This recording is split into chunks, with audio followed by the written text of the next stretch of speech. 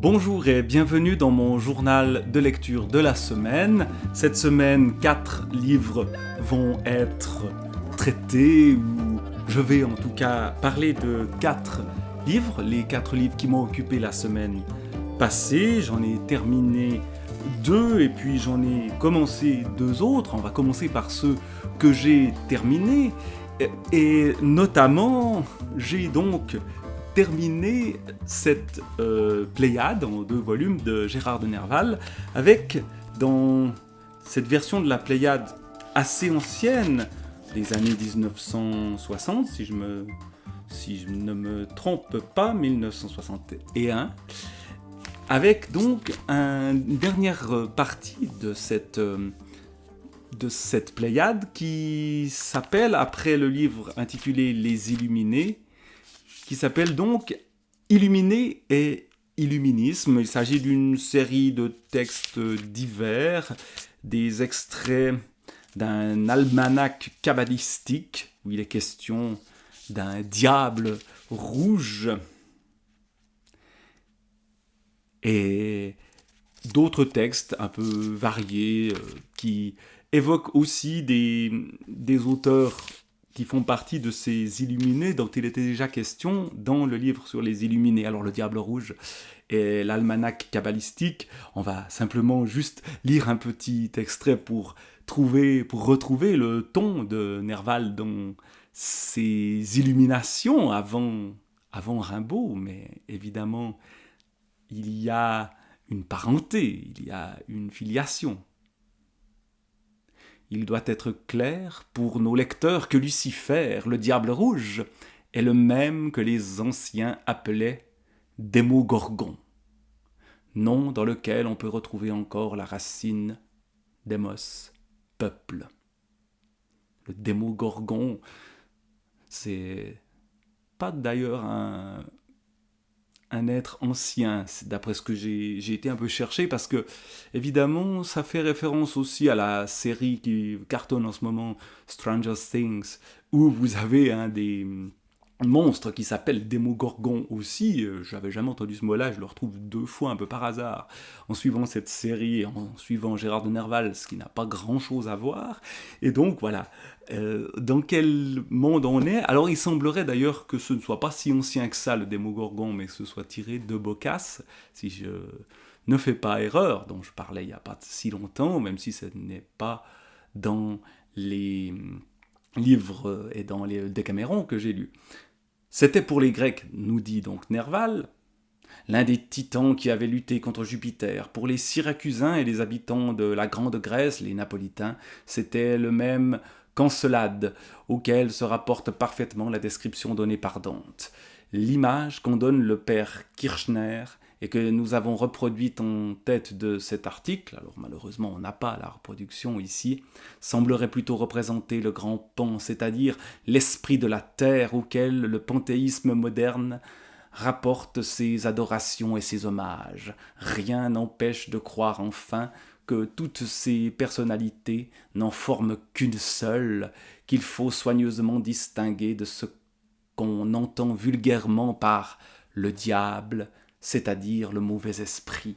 Voilà dans quelle ambiance on se trouve dans ces illuminés, une ambiance véritablement illuminée, une ambiance où l'on va recueillir des mythes et où on va les mélanger les uns aux autres. On va parler de certains personnages comme Lamennais ou Mickiewicz ou Proudhon ou Considérant, appelés prophètes rouges, à nouveau cette couleur rouge qui se met en avant. Et puis il y a un texte sur le diable amoureux de Cazotte, déjà évoqué auparavant, et puis aussi sur les tentatives qu'on faisait à l'époque pour voler les successeurs d'Icare. Évidemment, nous, presque 2 siècles plus tard, ou un peu moins, nous savons que effectivement l'homme est capable de voler beaucoup plus vite et plus loin et plus haut que ce que pouvaient imaginer Gérard de Nerval, même si évidemment il n'est pas le premier, il fait un peu la généalogie de ces gens-là, notamment Cyrano de Bergerac et ses États et empires de la Lune et du Soleil, qui sont évidemment dans cette même fantaisie qui est celle d'une époque, ce 19e siècle romantique des années 1840-50, qui est celui de Gérard de Nerval et que j'ai suivi avec beaucoup d'intérêt dans une certaine diversité de ce qui s'écrit, mais toujours une sorte d'enthousiasme et de liberté chez cet auteur sur lequel je pense que je reviendrai, même si j'ai terminé cette Pléiade et que je vais me lancer dans des lectures d'œuvres d'autres auteurs ou sans doute, on en reparlera tout à l'heure, d'autres autrices un peu plus tard. Mais justement, restons un petit peu au XIXe siècle, avec un roman pourtant écrit beaucoup plus récemment, en 2021, ou 2022, même pour la version poche ici, Le Bureau des Affaires Occultes de Éric Foissier. J'en ai déjà un peu parlé la semaine passée parce que j'avais commencé cette lecture-là suite à un séjour à Paris, durant le voyage du retour de ce séjour, et ça se passe en ville de Paris en 1830, donc une époque qu'a connue Gérard de Nerval dont je viens de parler, et on suit les aventures d'un certain Valentin Verne. Verne, évidemment, on pense, et dans les illuminés qui imaginent comment on pourrait aller sur la Lune, il y a un autre Verne, Jules, mais Valentin Verne, c'est sans doute pas par hasard que ce nom de famille-là lui a été donné. C'est à la fois quelqu'un qui est dans le monde un peu occulte et dans les bas-fonds et qui a vécu notamment une partie de ses aventures dans ces bas-fonds de Paris des années 1830.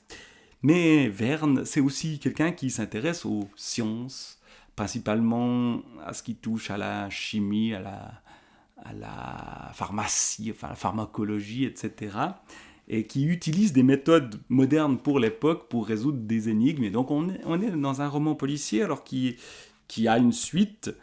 Je ne vais pas raconter l'histoire, notamment révéler exactement qui est ce Valentin, parce qu'on apprend des choses assez terribles et sordides sur ce personnage.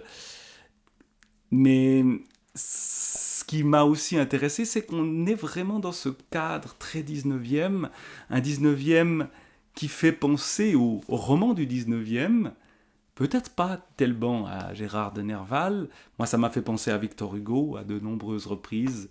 Il y a notamment à un moment donné, on se retrouve dans les égouts, sous la place de la Concorde. Je suis allé visiter le musée des égouts de Paris pendant ce séjour dont je parlais avant. Donc,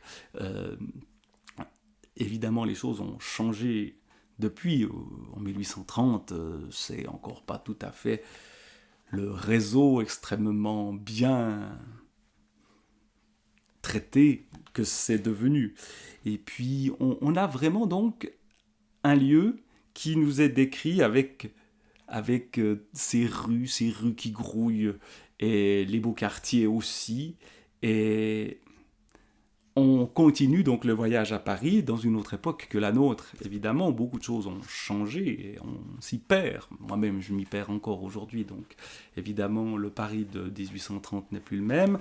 Il y a tout le cadre historique qui est aussi mis en place, une sorte de complot qui a lieu lié à la politique de l'époque. C'est la révolution des Trois Glorieuses, le pouvoir de Louis-Philippe qui est en train de s'installer. Donc, il y a pas mal de remous à ce moment-là. La police est elle-même dans une période un peu compliquée. Il y a eu le célèbre Vidocq qui intervient dans cette histoire-là, mais qui n'est plus au pouvoir. Bref, tout ceci est rocambolesque à souhait. Et en même temps, il y a quelque chose d'assez dur dans cette histoire-là, notamment les actes de celui qu'on appelle le vicaire, que le personnage de Valentin Verne recherche et qui enferme des enfants dans des caves et les maltraite et les viole, une histoire absolument terrible, et qui d'ailleurs sera poursuivi, parce que là, ce bureau des affaires occultes, ce n'est que le premier volume d'une série de je ne sais pas combien de d'histoires. Évidemment, le bureau des affaires occultes, il est créé à la fin du roman pour Valentin Verne, qui va pouvoir, dans les volumes suivants, se consacrer à cette quête de ce horrible personnage du vicaire, mais qui, entre deux, a réussi quand même à résoudre une histoire assez terrible, où on utilisait des miroirs pour hypnotiser des gens, mais tout cela se faisait donc d'une manière qui avait l'air occulte, mais qui était en fait tout à fait scientifique, tout ça sous fond de politique et dans ce milieu parisien de l'époque, avec aussi quelque chose qui rapproche de Gérard de Nerval, c'est les comédiennes, c'est le théâtre, c'est les amours naissantes de Valentin pour une certaine Aglaé, mais amour compliqué.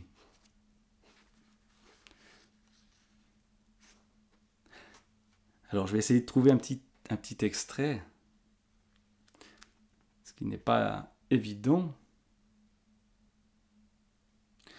parce que l'idée c'est pas non plus de révéler trop ce qu'il se passe, notamment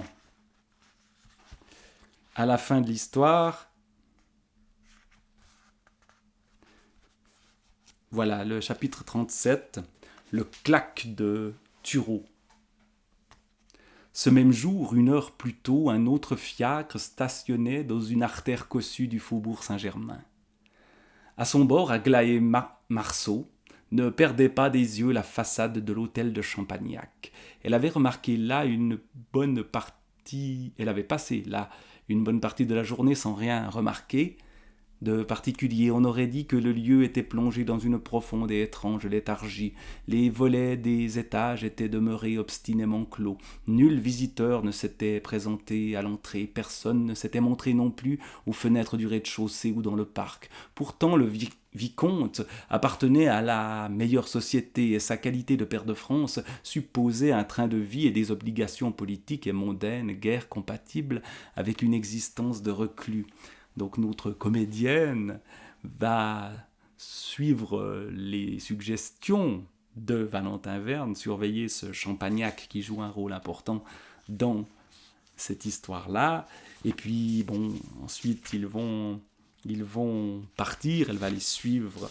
Et puis, passons un petit bout pour entrer dans des lieux qui change l'atmosphère. On était dans un bel hôtel particulier du Faubourg Saint-Germain, et puis on va se retrouver à la place de la Concorde. Place de la Concorde, aujourd'hui, c'est une place quand même assez prestigieuse. Tournant sur elle-même, elle s'efforça de se rappeler ce qu'elle savait de la configuration des lieux. Située entre la terrasse des Tuileries et les bucoliques Champs-Élysées, la place de la Concorde adoptait la forme d'un vaste octogone entouré de balustrades et de fossés arborés larges d'une vingtaine de mètres. À chaque angle se dressait un pavillon, sorte de grande guérite en pierre, dont chacune était destinée à l'origine à recevoir des statues allégoriques à la gloire de Louis XV. La Révolution n'avait pas permis d'achever le projet, et dans les années qui avaient suivi, ces socles creux avaient été transformés en habitations. Certains des occupants n'avaient pas hésité à y établir de petits commerces, traiteurs, marchands de vin, écrivains publics. Ces logis insolites disposaient en effet d'un attrait rare. Un escalier permet d'accéder par les sous-sols à une parcelle de terrain privative installée au fond des fossés. On va descendre dans les bas-fonds.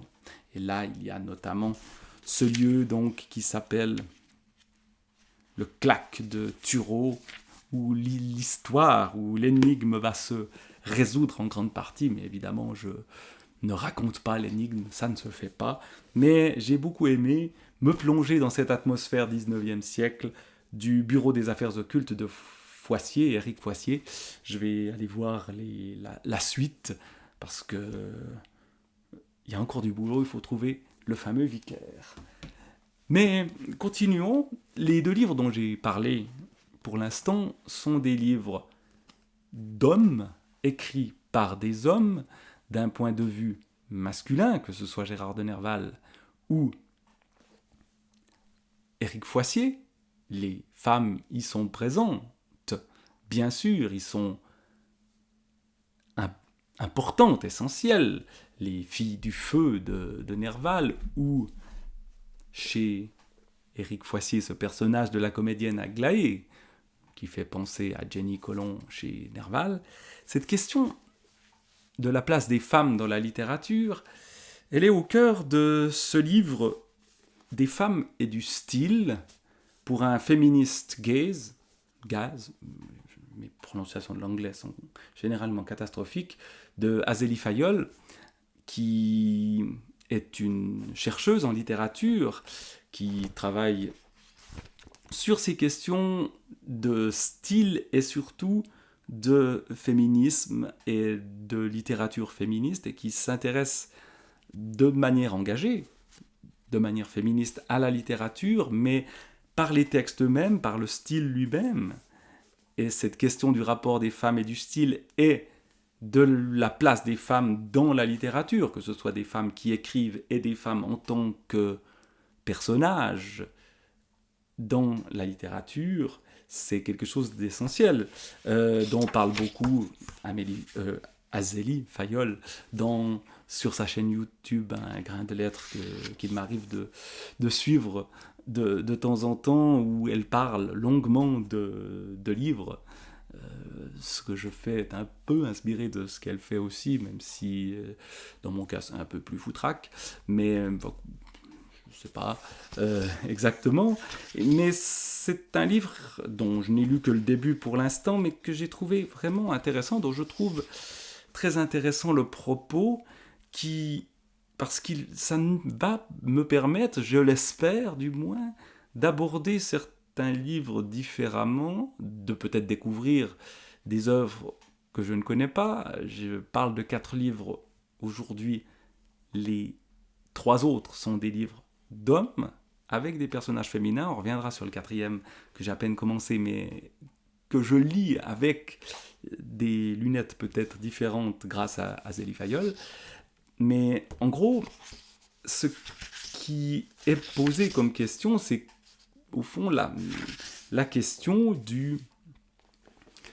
de qu'est-ce que c'est qu'une écriture, qu'une littérature féministe, qu'une lecture féministe aussi. Sa première partie, que j'ai lue, c'est une littérature féministe, point d'interrogation, lire et écrire en patriarcat, car nous vivons dans un monde où le regard et l'écriture est déterminé par les hommes. Et donc, évidemment, écrire de manière féminine ou, a fortiori, féministe, c'est échapper à la norme. Et c'est difficile. Alors, elle va traiter, je lis ici un peu les sous-titres, l'encombrant corps de l'autrice, savoir féministe, l'universalisme, la logique et le point de vue, théorie du point de vue, reconstruire l'objectivité, une question de l'objectivité qui évidemment est très problématique dans ces questions-là, de la science aux arts et vice-versa, et puis le fameux male gaze, là encore, je prononce sans doute ça très mal, cette idée que dans le cinéma, je crois que c'est un concept qui vient du cinéma, le point de vue est masculin, le point de vue sur les femmes est masculin. Là, je vois la couverture du livre suivant qui nous montre un personnage qui malheureusement prouve cela. Je vous le montrerai tout à l'heure. Et puis, le regard et le style, et puis des styles et des genres. Et donc, voilà les réflexions qu'elle fait. Alors, j'avais envie de lire un passage de cette réflexion. Enfin, j'en ai corné plusieurs. Justement, cette question du regard, du point de vue. Parler d'un style féministe, qu'est-ce que ça peut bien vouloir dire, un style féminisme? On peut comprendre l'engagement féministe d'un point de vue politique, par exemple, mais du style féministe, qu'est-ce que ça veut dire? Parler d'un style féministe ou de feminist gaze suppose un regard féministe, conscient de l'oppression spécifique des femmes, regard qui se réalise selon des modalités diverses. Il ne faudrait pourtant pas oublier que le féminisme n'est pas un mouvement séparé du monde, ni qu'il est agité par des courants contraires. Évidemment, il y a plusieurs féminismes. Les histoires littéraires, politiques et médiatiques le modulent. Je cherche ici à mettre au jour les spécificités d'un style féministe, équivalent de ce que serait un feminist gaze dans les études esthétiques, en particulier cinématographiques, compris comme les modalités d'un regard posé sur le monde, prenant en compte les oppressions subies par les femmes en s'inscrivant dans cette appartenance. Même si le mot féminisme n'apparaît qu'à la fin du XIXe siècle, la naissance du féminisme français est habituellement fixée à l'apparition du journal La Femme libre, fondé par des ouvrières lingères saint-simoniennes en 1832. Bon, après, elle fait un petit historique, mais cette idée de prendre conscience d'un regard qui est le regard féministe. Voilà comment naît le style féministe. Alors qu'est-ce que c'est que ce féminisme du style? Pourquoi être féminisme? Le silence, le doute et la peur. Voilà, dans la deuxième partie, alors j'ai à peine commencé la lecture de cette deuxième partie, donc je ne vais pas m'étendre longtemps là-dessus, mais justement, la question qui me semble être celle qui est posée, c'est cette idée qu'il y a des manières de raconter qui sont féministes. Il y a des genres littéraires qui sont spécifiquement féminins ou féministes. Là, je marche un peu sur des œufs parce que le vocabulaire est important et je ne maîtrise pas vraiment ce qui est dit ici, mais en gros, notamment la question de la peur, du silence et du doute, qui sont au fond au quotidien, qui sont au cœur de l'expérience des femmes, et donc qui est essentiel dans un style féministe. Citation de Virginie Despentes dans son King Kong Theory en 2007, « Nous sommes du sexe, de la peur, de l'humiliation, le sexe étranger ». Voilà par quoi elle commence cette deuxième partie. Et puis, ce qui m'a le plus intéressé, c'est que finalement, elle relie ceci, donc Azélie Fayol, à certains types de textes.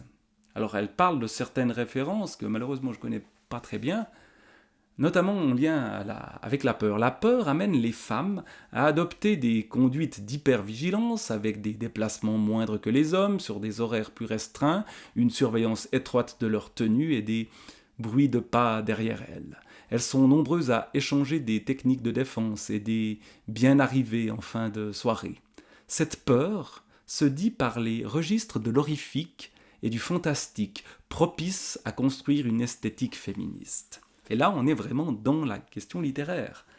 Les registres de l'horrifique et du fantastique. L'horreur et le fantastique ont en commun de représenter par un ennemi souvent extérieur et suffisamment monstrueux pour ne plus correspondre aux statistiques des violences conjugales et intrafamiliales, une peur omniprésente. Évidemment, la peur ordinaire, elle est liée aux violences conjugales et intrafamiliales.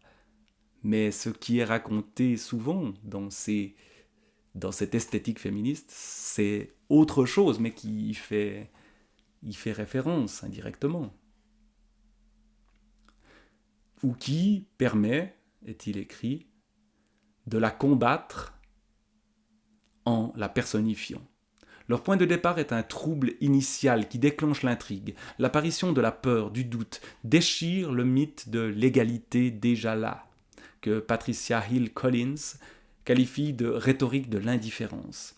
Quand elle devient domestique, l'irruption de la violence confronte l'idéologie dominante qui dit qu'il n'y a rien à craindre à la maison, par le surgissement d'un monde méconnu et hostile.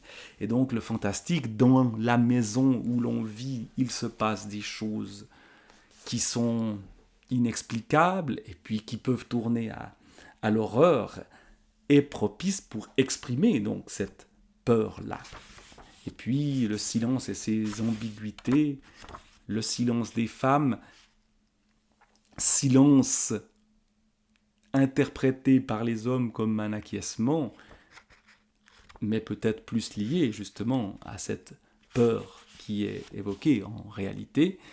Et donc, voilà, il y a donc une écriture spécifiquement féministe et un style qui y correspond. Alors je vais continuer à lire ce livre-là et je vous en reparlerai. Il y a un deuxième livre, celui-là date d'il y a quelques années, 2023, c'est assez récent, mais je sais qu'il y en a un deuxième qui poursuit la réflexion que j'ai aussi réussi à acquérir lors de mon voyage parisien. Et donc, c'est une réflexion qui me paraît importante de mener, réflexion sur les femmes, sur les minorités ou les dominés en général dans l'écriture, qui ne sont pas oubliées dans ce livre-là. Même si le roman que j'ai commencé à lire est un roman qui a un siècle, qui est écrit par un homme, mais il est question de la place des femmes. C'est Sous le soleil de Satan de Georges Bernanos, et on voit le regard masculin sur la couverture ici, avec en plus le personnage joué par Gérard Depardieu, j'arrive pas à dire son nom parce que il est tellement dégoûtant dans ses actes envers les femmes que j'ai pas trop envie de parler de lui, mais on voit Gérard Depardieu ici, du film donc Sous le soleil de Satan, dans ce livre assez ancien qui était là depuis longtemps dans ma bibliothèque et que donc je vais lire, que j'ai commencé à lire. Alors on est dans l'histoire de Mouchette, cette jeune fille qui, en gros, le début de l'histoire c'est quoi ? C'est une jeune fille d'un bourgeois de village qui tombe enceinte d'un marquis. Ce marquis ne veut rien savoir sur cette jeune fille, mais elle va affronter son père, affronter le marquis. Et évidemment, le fait qu'elle tombe enceinte à l'âge de 16 ans, hors mariage, ça va être problématique, ça va jeter la honte sur toute la famille. Et évidemment, c'est mauvais pour la réputation, etc. Donc on voit bien ici, dans ce genre de livre, précisément ce regard masculin sur la femme qui a, disait-on, et peut-être dit-on encore parfois, qui a fauté. Et donc, il faut surtout cacher ce qui s'est passé pour l'honneur de la famille, et c'est le père et l'amant qui discutent. Ce que pense la femme, ce que veut faire cette femme-là, Mouchette, n'est pas si important que ceci. Alors elle tient tête à son père, elle s'enfuit et va rejoindre son amant, mais lui-même n'est pas forcément extrêmement chaud pour avoir un enfant, parce qu'en gros, cet homme, qui est beaucoup plus âgé qu'elle, est un homme qui séduit les femmes puis les jette.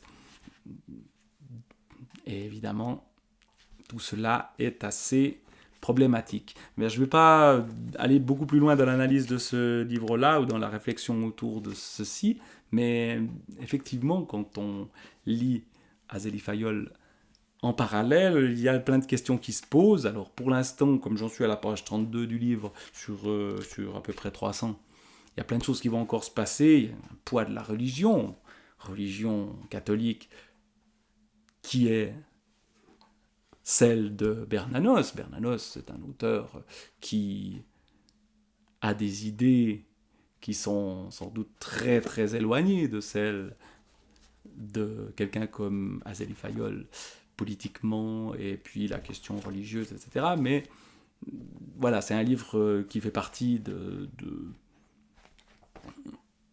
ces livres qui m'attendaient depuis longtemps, et donc je vais m'y plonger avec intérêt, avec peut-être méfiance aussi un peu. On verra. Ça, je vous en reparlerai plus tard, et puis je vous parlerai donc de la réflexion sur les femmes et le style d'Azélie Fayol, et puis il y aura d'autres livres que je vais commencer. J'ai fini La Pléiade de Nerval, j'ai envie de me lancer dans une autre lecture complète d'une autrice. Je sais déjà qui, mais je vous en parlerai bientôt, puis on verra, il y aura plein de surprises qui reviendront. Au revoir et à bientôt.